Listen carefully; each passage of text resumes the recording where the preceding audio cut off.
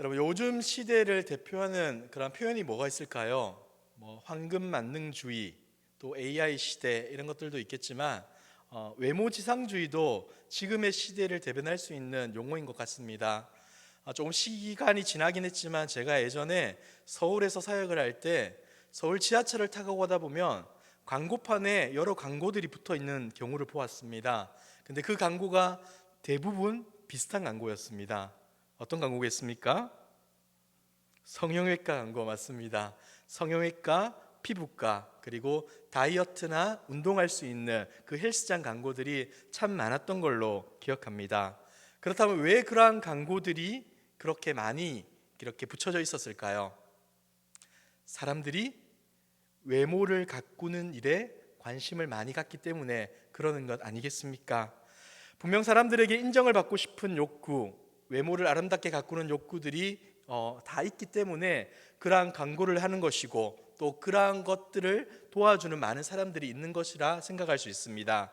그렇기 때문에 이러한 것들을 무작정 나쁘다라고 생각하는 것은 옳지 못한 것 같습니다.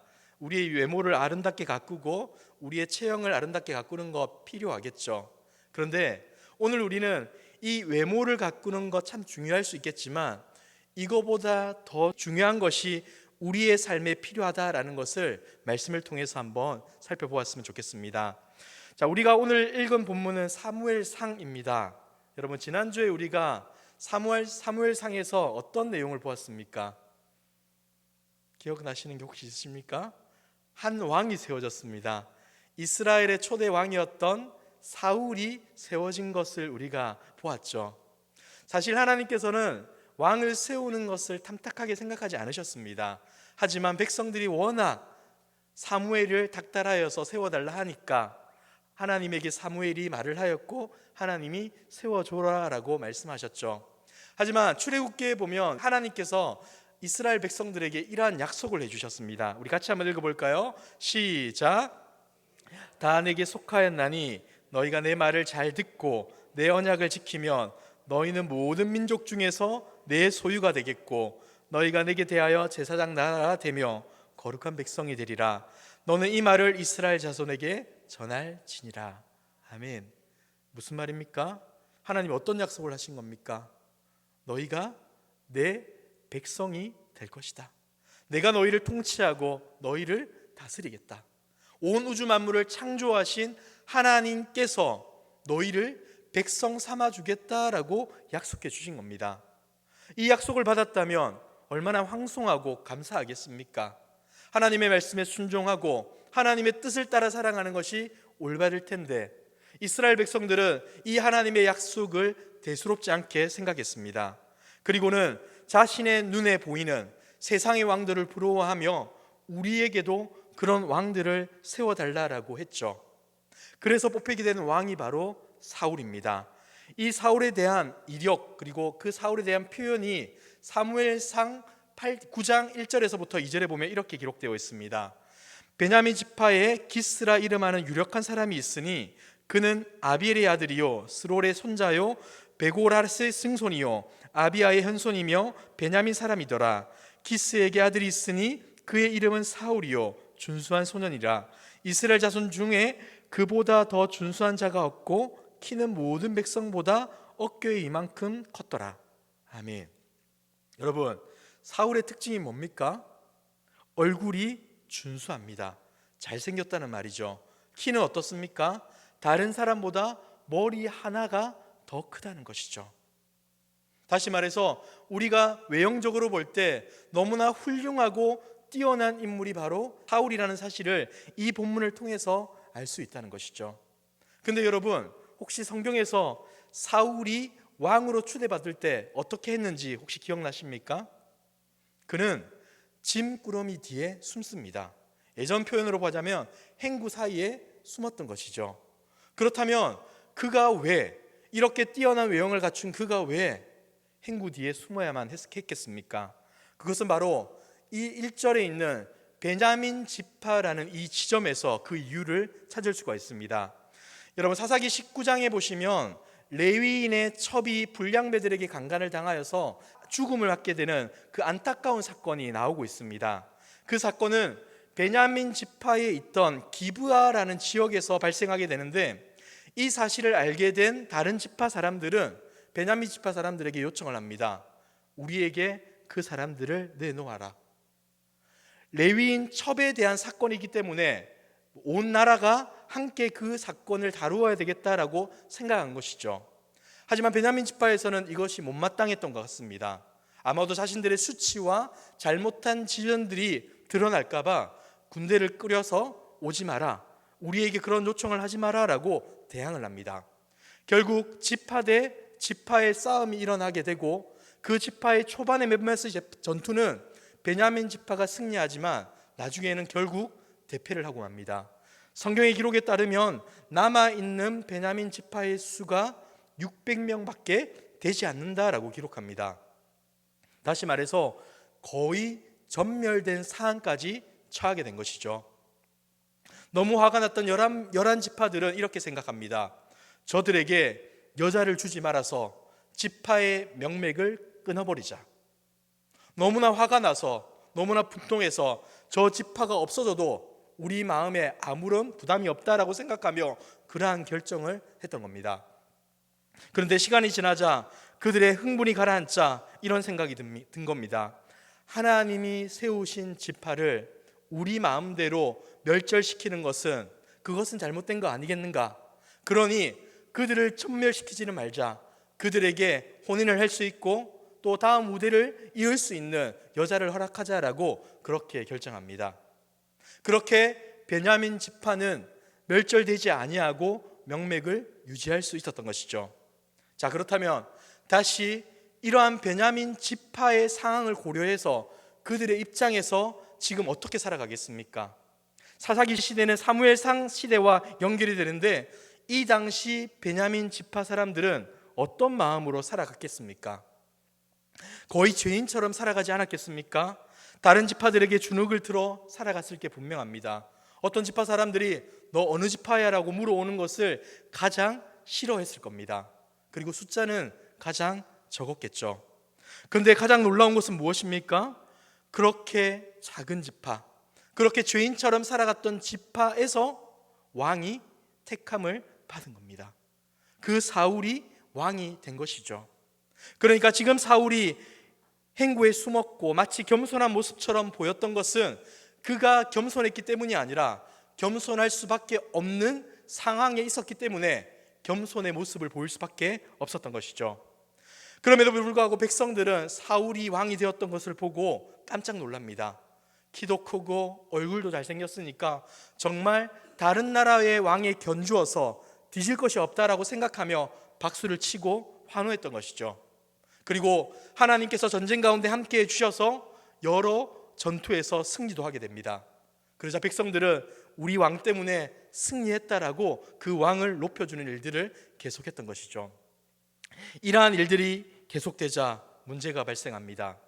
지금까지 자신의 연약함 때문에, 지파의 한계 때문에 겸손함을 가지고 있던 사울은 수많은 사람들의 환호와 박수로 인하여서 그 마음에 교만이 싹트기 시작합니다.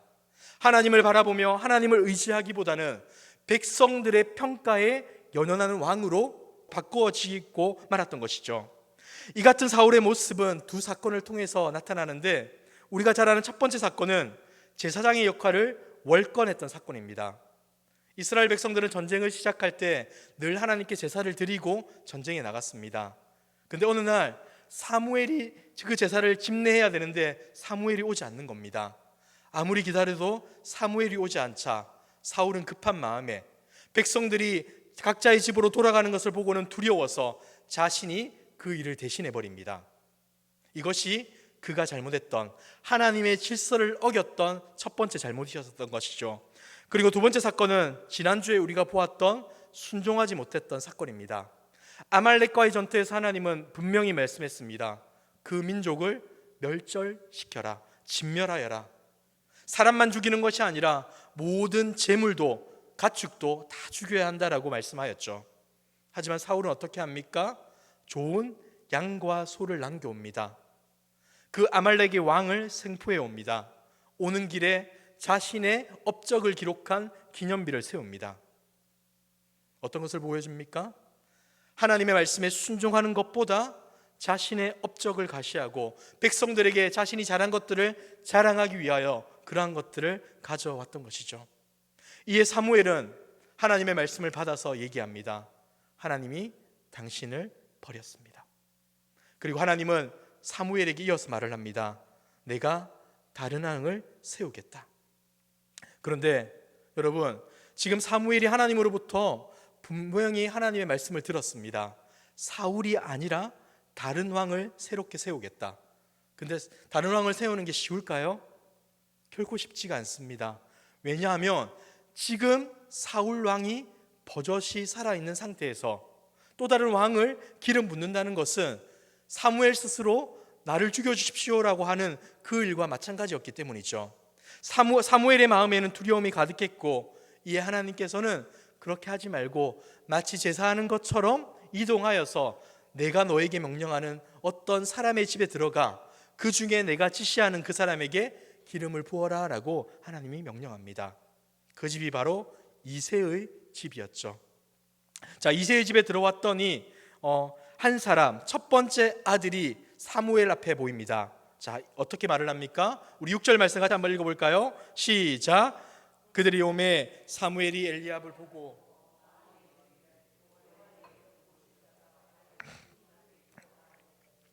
아멘. 사무엘의 마음이 어떻다는 겁니까? 엘리압을 보니까 마음에 이르기를 저 사람 진짜 하나님의 세우실 왕이구나라는 생각을 가졌다는 겁니다. 다시 말해서 극찬을 한 것이죠. 사무엘은 너무나 뿌듯했습니다. 역시 하나님이 보내신 곳에 이스라엘의 새로운 왕이 있구나라고 생각한 겁니다. 그런데 하나님은 어떻게 평가합니까? 이어지는 7절에 보면 여호와께서 사무엘에게 이르시되 그의 용모와 키를 보지 말라. 내가 이미 그를 버렸노라. 내가 보는 것은 사람과 같이 아니하니 사람은 외모를 보거니와 나 여호와는 중심을 보느니라 하시더라. 아멘. 하나님께서 어떤 말씀을 하는 겁니까? 인간의 눈으로 보기에 엘리압이 괜찮아 보이고 멋져 보이겠지만 나는 그의 외모가 아니라 중심을 본다. 그러니 이 엘리압은 이스라엘의 왕이 될 사람이 아니다라고 이야기합니다. 이렇게 한 명 한 명 계속 보이지만 하나님은 아니다 합니다. 그리고는 그 집에서 가장 막내였던 양을 치고 있던 다윗까지 순서가 옵니다. 그리고 하나님께서는 그에게 기름을 부으라 하시죠. 그런데 그 어린 소년과 같은 다윗의 모습을 어떻게 평가합니까? 그의 빛이 붉고 눈이 빼어나고 얼굴이 아름답더라. 왕이 될 사람에 대한 평가이기보다는 그저 아리따운 곱고 너무나 귀여운 소년을 표현하는 그 묘사의 방법으로 이 본문을 기록하고 있는 것 같습니다. 하지만 하나님은 이 다윗이 내가 세울 왕이다라고 말씀하였던 것이죠. 그런데 후대에 보면 사도행전 13장 22절에 보면 이 다윗에 대해서 다시금 평가한 것이 나오는데 우리 같이 한번 읽어볼까요? 시작. 패하시고 다윗을 왕으로 세우시고 증언하여 이르시되 내가 이새의 아들 다윗을 만나니 내 마음에 맞는 사람이라 내 뜻을 다 이루리라 하시더니. 아멘. 내 마음에 맞는 사람, 무슨 뜻입니까? 다윗은 하나님의 마음을 헤아리는 자였다는 겁니다. 하나님의 뜻이 무엇인지, 하나님이 내게 무엇을 원하시는지를 늘 묻고 고민했던 자라는 것을 이 표현을 통해 우리 가운데 알려주고 있다는 것이죠. 그런데 여러분, 이러한 표현이 다윗은 완벽한 왕이었다라는 표현이 아닙니다. 우리가 아는 것처럼 다윗은 실수와 죄를 저질렀습니다. 그리고 넘어졌습니다. 하지만 그는 넘어진 자리에서 핑계와 변명을 했던 자가 아니라 잘못을 고백하며 하나님께 나아갔던 자입니다.